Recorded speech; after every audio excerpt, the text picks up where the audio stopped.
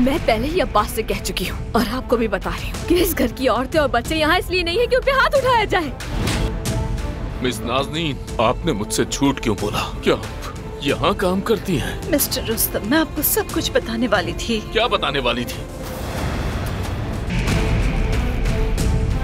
तुम्हारे उस कातिल बाबा ने मेरे उस बेटे को कत्ल कर दिया। मैं मुर्दा खाने तक गई, मेरे बेटे का चेहरा नहीं था। ले जाओ उसे यहाँ से। मुझे जो करना है वो मैं करूंगी, मेरे पीछे मत आना और मेरे फैसलों के खिलाफ आवाज उठाने या जाने की जुर्रत हरगिज़ न करना।